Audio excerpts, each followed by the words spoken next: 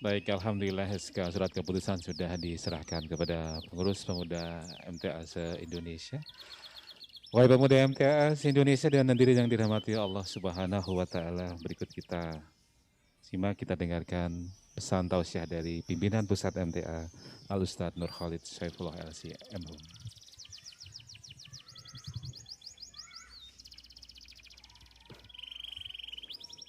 Bismillahirrahmanirrahim. Assalamualaikum warahmatullahi wabarakatuh. Alhamdulillah. Alhamdulillahilladzi khalaqal mauta wal hayata liyabluwakum ayyukum ahsanu amala. Wa ja'ala lil wusuli ilaihi tara'iqa wadihatan wa subulah. Asyhadu an la ilaha illallah wahdahu la syarikalah wa asyhadu anna Muhammadan abduhu wa rasuluh. Allahumma salli ala Muhammad wa ala alihi wa sahbihi ajma'in, amma ba'd. Usi nafsi wa iyyakum bitaqwallah fala tamutunna illa wa antum muslimun. Asatidah, bapak-bapak pimpinan pusat, perwakilan cabang yang bisa rawuh di majelis ini yang kami hormati, dan juga para expert tadi yang telah memberikan motivasi-motivasinya, pesan-pesannya. Ya, ada Prof. Tutu, kemudian Letkol Haris, kemudian beberapa kepala daerah tadi yang kita dengarkan bersama, kita saksikan bersama, dan juga teman-teman pemuda yang hadir di majelis ini maupun yang saat ini mengikuti secara online. Alhamdulillah, kita bersyukur kepada Allah yang telah berkenan menganugerahkan kepada kita nikmat yang begitu luar biasa. Di antara nikmat terpenting, ya, tentu nikmat Islam, iman, dan ihsan. Namun di balik itu ada nikmat yang lain yang tidak kalah penting, yaitu nikmat masa muda, seperti yang saudara-saudara sekarang alami. Itu masa muda. Yang namanya masa muda, pemuda muslim itu harus beda dengan pemuda yang tidak beriman kepada Allah dan juga tidak mengikuti tuntunan Rasulullah, harus beda. Kalau masa muda itu hanya dihitung atau dilihat dari usianya saja, tentu tidak ada perbedaannya. Orang Islam mengalami, banyak pula yang mengalami masa muda, usia muda. Orang yang tidak beriman banyak pula yang berada di usia muda. Kalau dilihatnya dari sisi usia, tentu tidak akan ada perbedaan. Maka pemuda muslim harus tampil beda. Kalau hanya sama, sia-sia, rugi hidup kita di dunia ini sebagai seorang muslim. Rugi. Pemuda muslim ora podo karo kancane ora apa-apa. Ya, harus beda, tidak harus sama dengan pemuda-pemuda yang lain. Kalau pemuda yang lain mungkin saat ini sedang hingar-bingar, foya-foya dengan gaya hidup medsosnya, kita tidak perlu sama. Kita manfaatkan medsos untuk dakwah. Kalau pemuda yang tidak beriman lagi asik dengan gaya TikToknya, gaya selfie-nya, kita tidak usah ikut-ikutan. Tidak ada manfaatnya, tentu harus beda. Pemuda muslim harus punya kecerdasan spiritualitas, dan juga kecerdasan intelektualitas. Itu yang membedakan. Kalau hanya dari sisi intelek, rasa-rasanya sampai hari ini, dari sisi intelektualitas, rasa-rasanya sampai hari ini, pemuda Islam itu tertinggal sangat jauh dengan pemuda-pemuda yang tidak beriman kepada Allah dari sisi intelektualitas. Buktinya apa? Nah, pemuda-pemuda kita ini sekarang butuh apa-apa kan tidak bisa buat sendiri. Pemuda-pemuda kita. Tetapi pemuda-pemuda non-muslim itu berlomba-lomba dalam berkarya, menciptakan sesuatu. Ibtikarun jadid lam yusna' min qabl. Menciptakan sesuatu yang tidak pernah dibuat sebelumnya.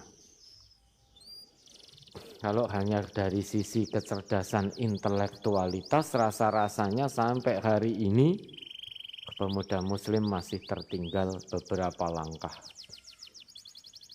Kita masih menjadi konsumen setia, belum mampu menjadi produsen, masih sebatas menjadi konsumen.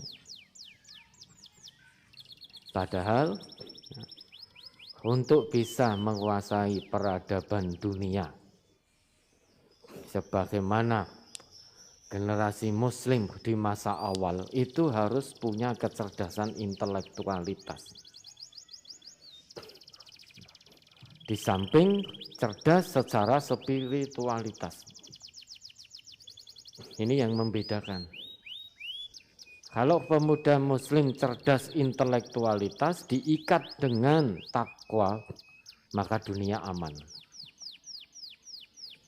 Ilmu yang dipunya tidak akan digunakan untuk menimpakan madorot kepada manusia. Kalau hanya modal intelektualitas saja tanpa takwa, maka ilmunya bisa-bisa na'udzubillah digunakan untuk menimpakan madorot kepada manusia. Nah, sekarang ini untuk melemahkan Islam itu sangat mudah.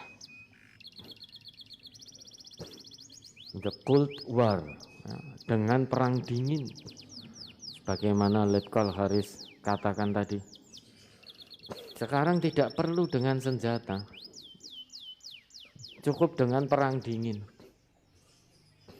Rusak generasinya, dirusak para pemuda-pemudinya, maka otomatis Islam akan lemah dengan sendirinya.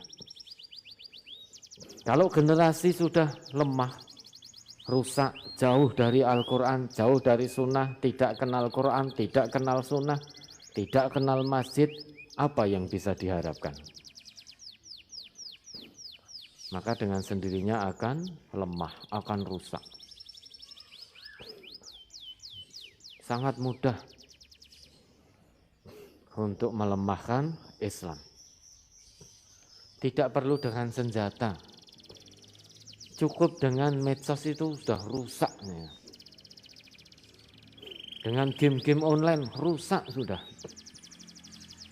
Sekarang coba, mari kita tanya hati nurani kita masing-masing. Tanya hati nurani kita masing-masing. Generasi kita, pemuda-pemudi Islam, saat ini waktunya habis untuk bermedsos ria.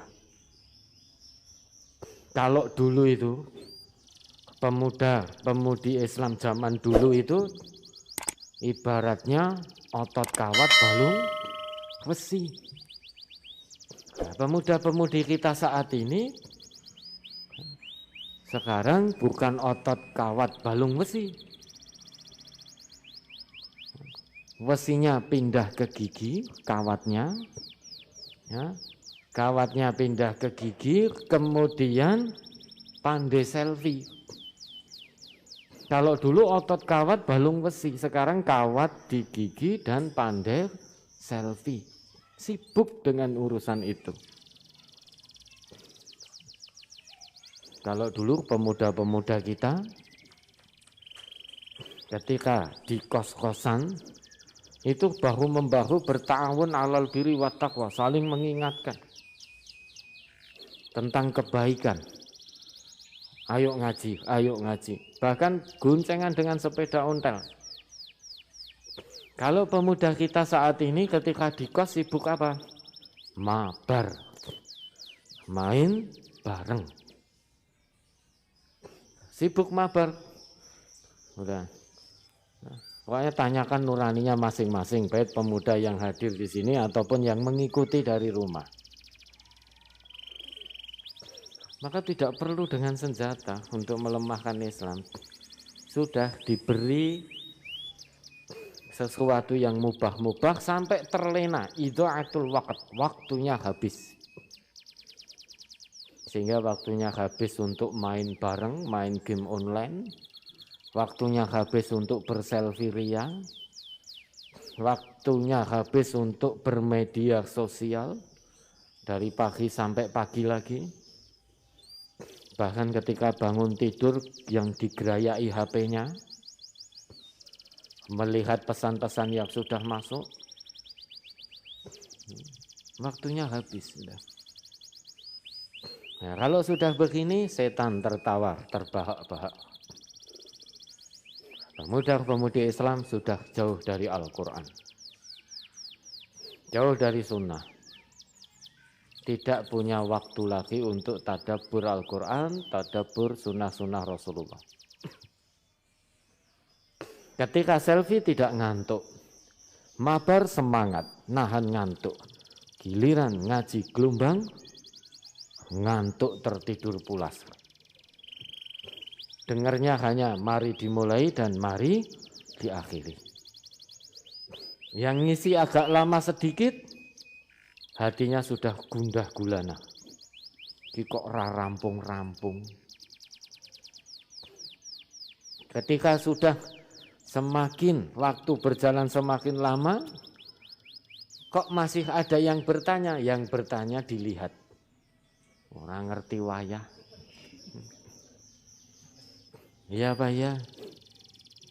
Nah, ini pemuda-pemudi kita saat ini. Padahal yang namanya pemuda itu ya, subhanul yaum rijalul ghadi, the man of the day. Prof, kalau salah dibenarkan ya Prof. The man of the day is the leader of tomorrow. Subhanul yaum rijalul ghadi. Pemuda hari ini adalah pemimpin di masa mendatang. Itulah mengapa Al-Ustadz almarhum, Allahumma gfir lahu warhamhu, punya inisiatif dalam kebijakannya, kebijakan beliau, kemudian didukung penuh oleh majelis. Maka dideklarasikanlah pemuda MTA pada waktu itu. Kurang lebih 9 tahun yang lalu. Mengapa? Karena pemuda ini adalah pilar dakwah. Pemuda adalah pilar agama. Pemuda adalah pilar sebuah bangsa. Pemuda adalah pilar peradaban. Maka beliau sangat menginginkan sebagai bentuk mengamalkan perintah Allah, menyiapkan generasi-generasi penerus yang lebih baik daripada generasi saat ini. Mengapa? Karena perintah, ada isyarat kuat, isyarat tegas dalam Al-Quran bahwa orang Islam harus menyiapkan generasi yang lebih baik daripada generasinya. Ini isyarat kuat di dalam Al-Quran. Bukankah Allah berfirman dalam Quran surah Al-Baqarah itu ayat 30? Coba dibaca. Quran surah Al-Baqarah surah kedua ayat 30. A'udzu billahi minasy syaithanir rajim. وَإِذْ قَالَ رَبُّكَ لِلْمَلَائِكَةِ إِنِّي جَاعِلٌ فِي الْأَرْضِ خَلِيفَةً قَالُوا أَتَجْعَلُ فِيهَا مَن يُفْسِدُ فِيهَا وَيَسْفِكُ الدِّمَاءَ وَنَحْنُ نُسَبِّحُ بِحَمْدِكَ وَنُقَدِّسُ لَكَ قال إني أعلم ما لا تعلمون. Dan ingatlah ketika Tuhanmu berfirman kepada para malaikat, Aku hendak menjadikan khalifah di bumi. Mereka berkata, Apakah engkau hendak menjadikan orang yang merusak dan menumpahkan darah di sana? Sedangkan kami bertasbih memujimu dan menyucikan namamu. Dia berfirman, Sungguh, aku mengetahui apa yang tidak kamu ketahui. Ya, mudah-mudahan sebelum datang waktu maghrib kita sudah selesai. Ya, kita ada waktu kurang lebih 20 menit ke depan. Nah, mari kita manfaatkan dengan baik. Ya, mulainya saja mundur 2 jam. Ya toh. Wong link disebar itu jam 2. Jam 4 kurang seperempat baru dimulai. Ya. Dalam ayat ini isyarat kuat dalam Al-Quran. Bahwa setiap generasi muslim harus menyiapkan pengganti yang lebih baik. Salah satu tujuan hidup diciptakannya manusia, dalam ayat ini dengan tegas Allah katakan bahwa manusia diciptakan sebagai khalifah. Apa itu khalifah? Khalifah itu bukan hanya sebatas berarti pemimpin. Memang iya, khalifah punya makna pemimpin. Namun ada makna yang lain dari khalifah, yaitu saling menggantikan. Khalifah berasal dari kata khalafa, mengganti. Kemudian berubah bentuk menjadi khalifatun, ada tak marbutoh di akhir kata tersebut.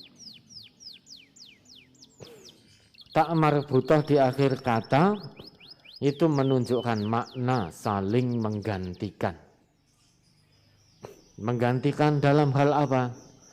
Dalam kebaikan, dalam ketaatan kepada Allah, dalam ketakwaan. Saking tingginya misi penciptaan manusia, tujuan penciptaan manusia, sampai-sampai Allah ini harus memberitahu malaikat. Saking tingginya misi ini. Hei malaikat, ini aku beritahu, aku akan ciptakan manusia sebagai khalifah. Sehingga tidak main-main ini misi manusia sebagai khalifah ini, tidak main-main.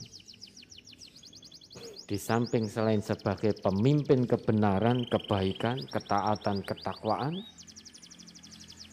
juga sebagai saling menggantikan dalam hal kebaikan, kebenaran, ketaatan, keimanan, dan ketakwaan kepada Allah. Ini misi dari diciptakannya manusia oleh Allah. Kemudian ada isyarat yang sangat tegas di dalam Al-Quran pula menunjukkan contoh real, contoh nyata. Bagaimana generasi muslim harus menyiapkan generasi yang lebih baik pada setiap generasinya. Idh qalat imra'atu Imran inni nazartu laka ma fi batni muharraran fataqabbal minni. Imra'atu Imran, istrinya Imran bernama Hana. Imran punya istri bernama Hana. Singkatnya, qadarullah, beliau berdua dikaruniai oleh Allah seorang putri bernama Maryam. Dalam Al-Quran dijelaskan dengan nyata bahwa Maryam lebih baik daripada kedua orang tuanya. Kedua orang tua Maryam itu sudah sangat baik, sangat takwa. Namun Maryam putrinya lebih bertakwa, lebih baik. Buktinya apa? Kalau Maryam disebut secara khusus oleh Allah dijadikan satu nama surat dari 114 surat Al-Quran. Kalau Imran yang disebutkan untuk nama surat itu keluarganya, Ali Imran. Ini membuktikan bahwa Maryam menjadi generasi yang lebih baik daripada ayah dan bundanya. Maryam punya putra bernama Isa. Di samping tadi bukti lain bahwa Maryam itu lebih baik dari kedua orang tuanya. Kedua orang tuanya ini ada hubungan. Setelah itu lahirlah Maryam. Tetapi Maryam ketika punya putra Isa, bahasa Al-Qur'annya menyatakan walam yamsasni bashar. Tidak ada satupun yang menyentuhku. Jadi mohon hati-hati ketika menyampaikan Isa itu bukan lahir tanpa bapak, bukan. Kalau lahir tanpa bapak banyak. Oke kancane. Apalagi saat ini. Banyak yang lahir tanpa bapak. Tetapi bahasa Quran walam yamsasni bashar. Tidak ada yang menyentuhku. Kemudian lahirlah Isa. Maryam itu nabi bukan? Bukan. Rasul bukan? Bukan. Sedangkan Isa nabi bukan? Nabi. Isa itu rasul atau bukan? Rasul. Ini isyarat yang sangat kuat dalam Al-Quran bahwa di setiap generasi Muslim harus lebih baik daripada generasi sebelumnya. Termasuk panjenengan para pemuda ini. Disiapkan untuk menjadi generasi yang lebih baik daripada generasi pendahulu yang ada di majelis tafsir Al-Quran ini. Baik dari sisi ketakwaan, ghirah dalam perjuangan, kesabaran, keikhlasan, sepi ing pamrihnya, atau dari sisi keilmuan. Kalau hanya sama, maka rugi. Percuma pemuda dideklarasikan pada waktu itu percuma. Karena di masa mendatanglah dakwah ini berada di pundak panjenengan para pemuda ini. Sekarang coba tanya, ba'da subuh, Prof Yoyo, Ustadz Harto, ini olahraga. Prof Yoyo ini masih jogging loh. 4 kilo ya Prof ya? 4 kilo. Panjenengan ba'da subuh kemana? Betulkan selimut. Coba, berarti usia panjenengan muda itu harusnya lebih energik, lebih semangat, cita-citanya harus lebih tinggi, ghirohnya harus lebih tinggi, lebih semangat lagi. Dilihat dari ba'da subuh saja masih kalah kok dengan beliau-beliau yang secara usia sudah jauh di atas panjenengan. Secara fisik tentu lebih lemah daripada panjenengan para pemuda. Namun beliau-beliau ini masih punya ghiroh yang kuat. Jogging, olahraga, gerak-gerak, karena beliau sadar untuk bisa bermanfaat itu harus punya fisik yang sehat. Bagaimana nanti panjenengan mau berdakwah kalau fisiknya lemah? Kena rintik hujan sedikit masuk angin. Kena angin sedikit gembrebek. Kena kipas angin sedikit pusing-pusing meriang. Percuma panjenengan punya kepandaian intelektualitas yang tinggi, namun fisiknya lemah. Bagaimana mungkin akan berdakwah? Saudara Ibnu Sina, sana ke Papua dakwah. Ya, mudah-mudahan nanti menjadi pakar medis obat-obatan. Ibnu Sina, ya. Kita rebut kembali peradaban. Peradaban di seluruh bidang yang dulu penemu-penemunya adalah para ilmuwan muslim. Nah, saat ini kita sedang terpuruk, maka panjenengan ini harapan rebut kembali peradaban dunia. Pemuda muslim harus tampil di depan. Ibnu Sina dakwah ke Papua atau ketua pemudanya sekalian. Saudara Jamal, sana, dakwah ke pelosok pedalaman. Maaf Ustadz, saya nggak kuat angin. Masuk angin nanti. Percuma punya intelektualitas tinggi. Namun secara fisik lemah. Maka tidak bermanfaat.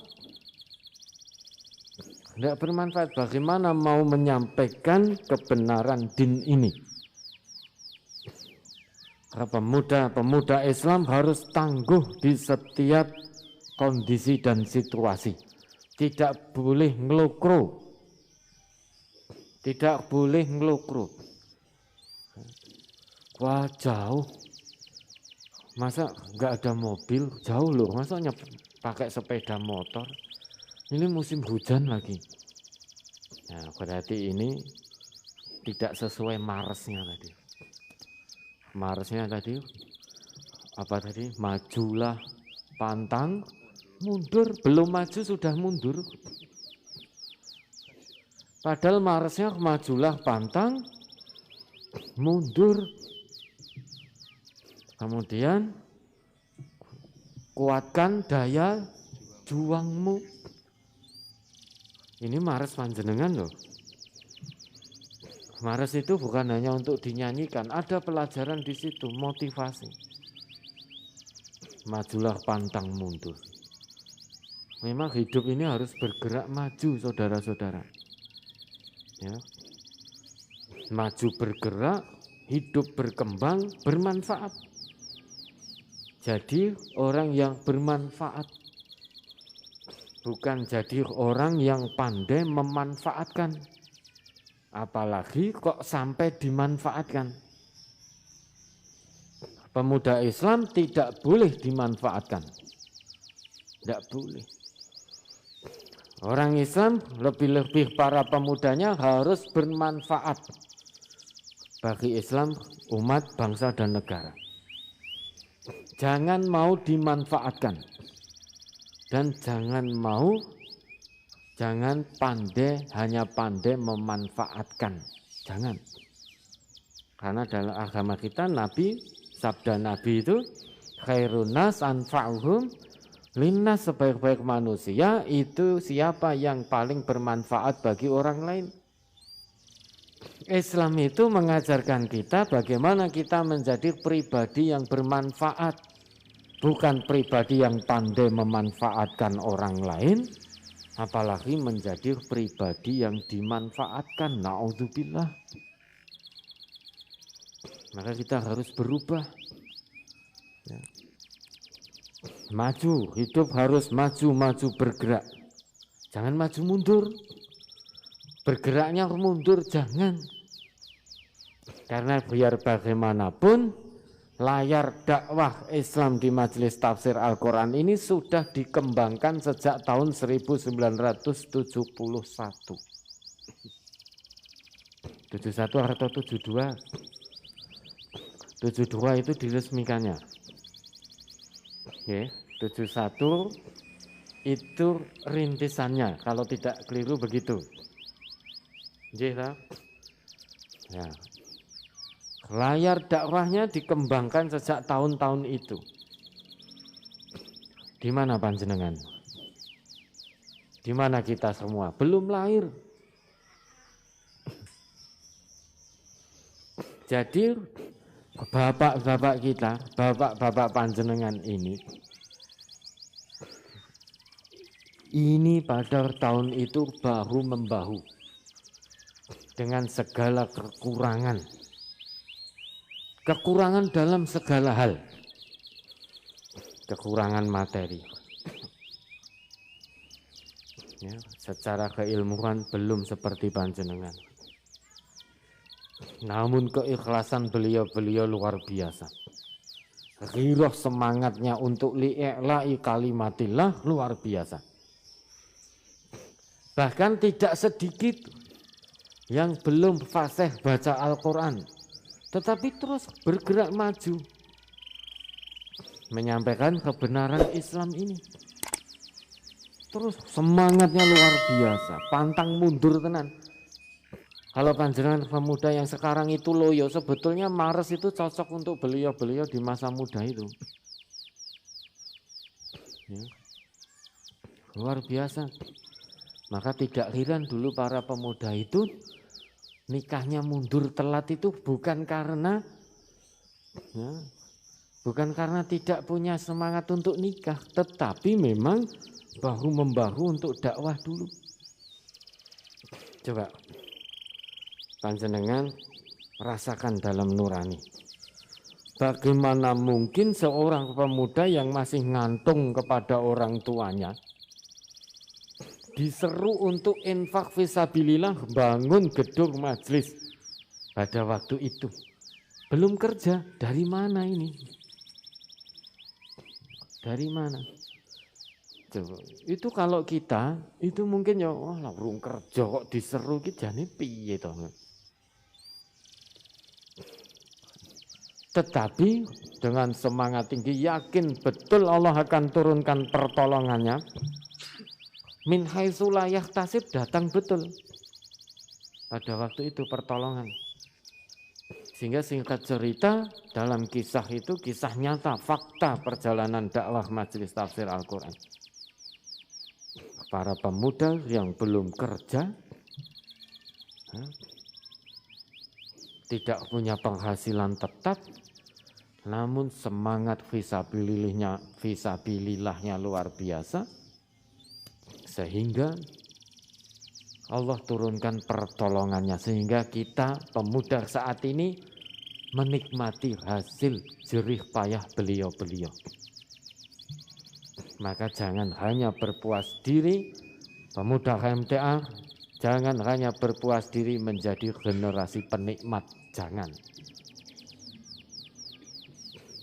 Mengapa? Karena kalau menjadi generasi penikmat saja, itu identik dengan generasi penghancur. Kita tidak meletakkan, tidak turut serta, bahkan menyaksikan, meletakkan dasar cita-cita majelis ini saja kita tidak menyaksikan. Bukan kita yang meletakkan dasar dakwah di majelis ini. Bukan kita yang punya cita-cita. Untuk apa toh dakwah Majelis Tafsir Al-Quran? Tetapi para pendahulu kita yang meletakkan dasarnya.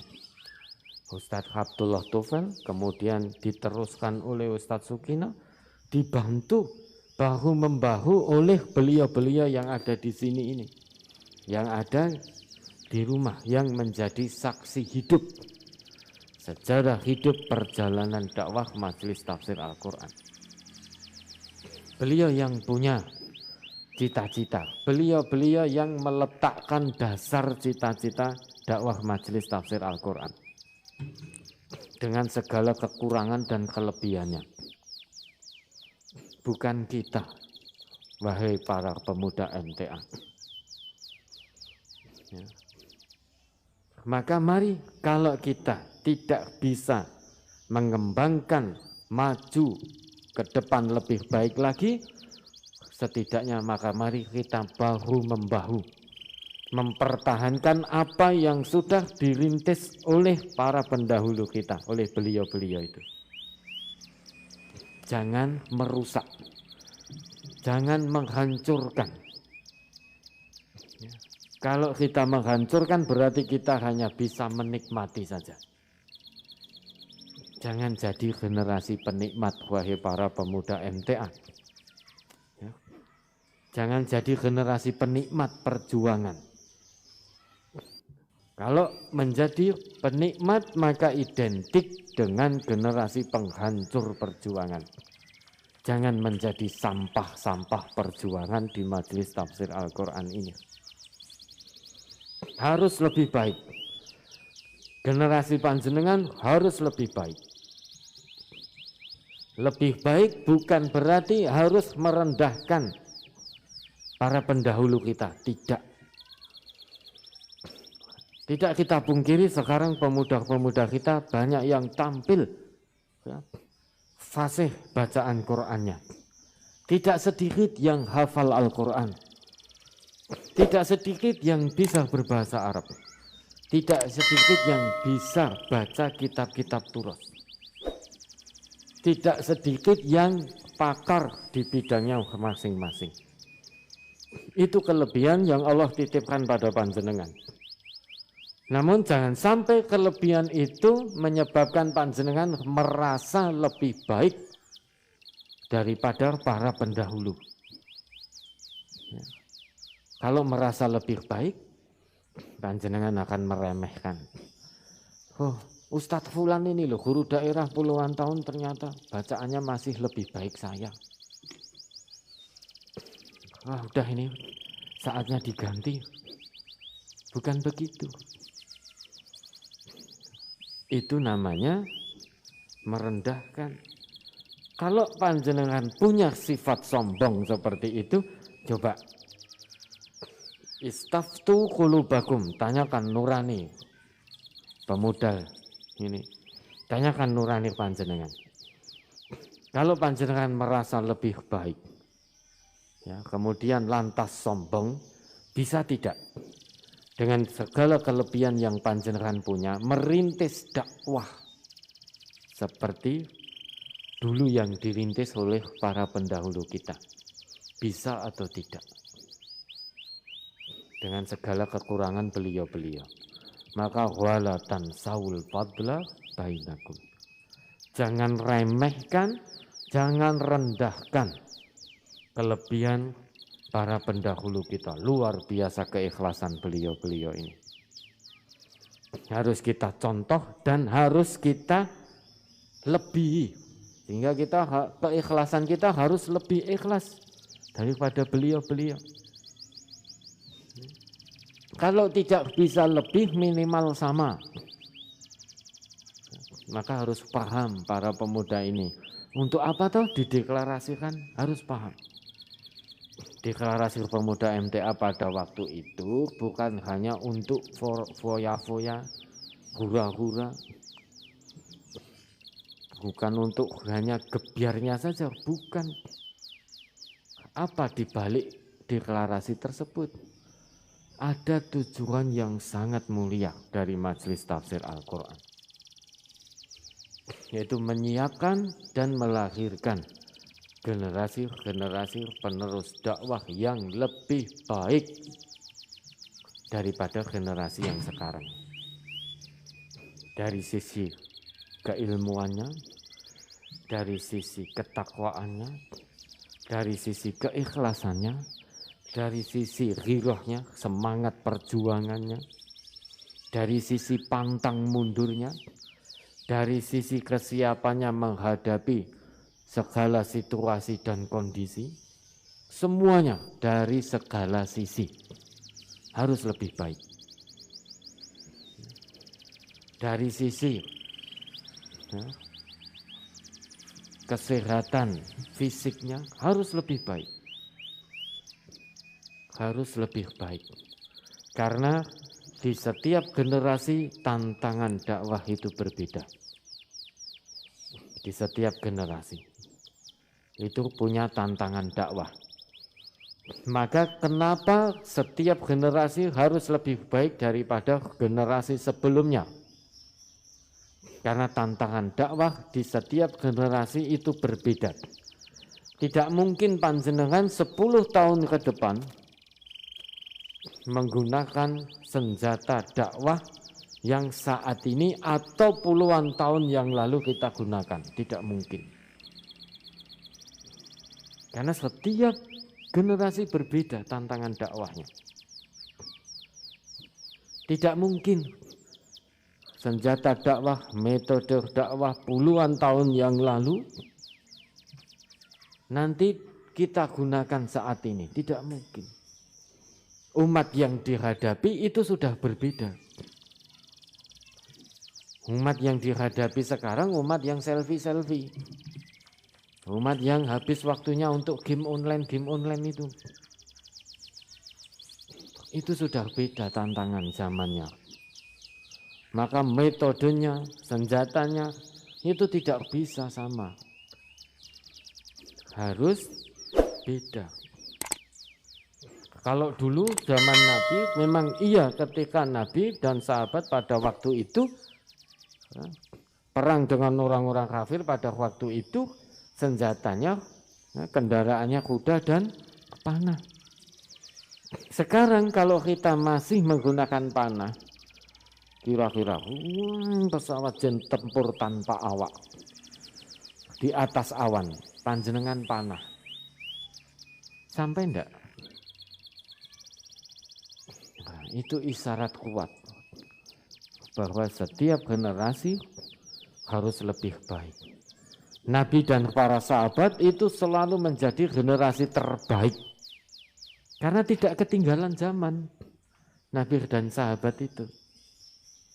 Nah, panjenengan para pemuda ini tampil di depan dalam dakwah namun tidak ketinggalan zaman. Kalau kami, beliau ini secara teknologi jelas ketinggalan dibanding panjenengan. Maka bagaimana panjenengan tampil dakwah sekarang eranya era digital.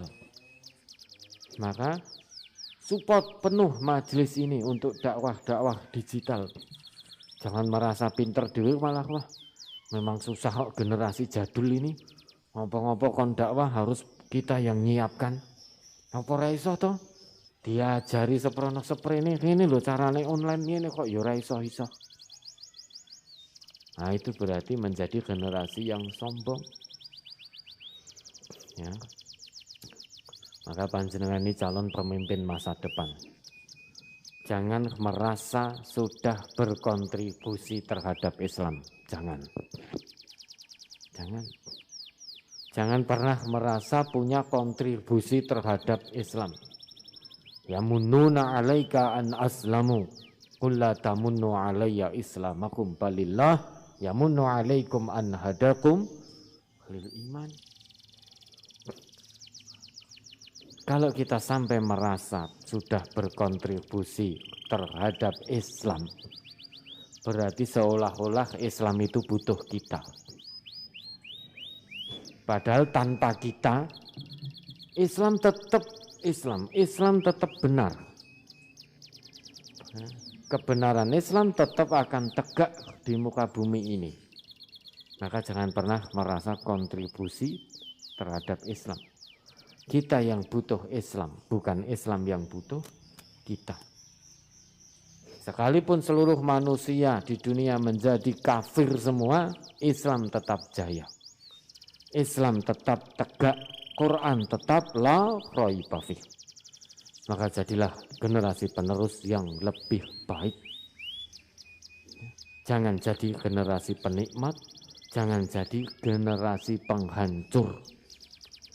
Jangan sampai menjadi sampah-sampah perjuangan dalam perjalanan dakwah majelis tafsir Al-Quran ini.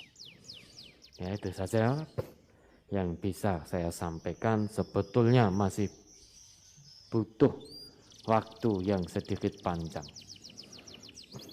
untuk bagaimana ya, kita memahami apa itu pemuda yang sesungguhnya dalam kacamata Islam. Namun qadarullah, karena waktu yang tidak memungkinkan, maka insya Allah nanti akan kita sambung di pertemuan-pertemuan berikutnya.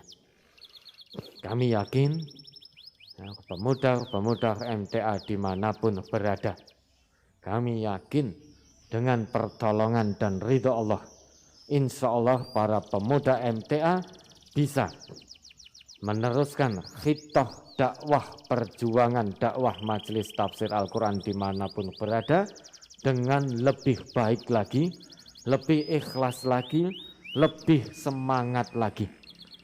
Tidak akan menyebabkan kehancuran bagi dakwah majelis tafsir Al-Quran. Karena pemuda-pemuda MTA dimanapun berada insya Allah menjadi pemuda yang berakhlakul karimah, pemuda yang berilmu, cerdas spiritualitasnya, cerdas intelektualitasnya, prima fisiknya, sehingga bisa untuk berdakwah ditempatkan dimanapun dakwah MTA diizinkan oleh Allah. Ya, siapkan daya juang para pemuda MTA ini, kuatkan daya juangnya, sabar dalam menghadapi segala ujian tantangan dakwah. Bismillah.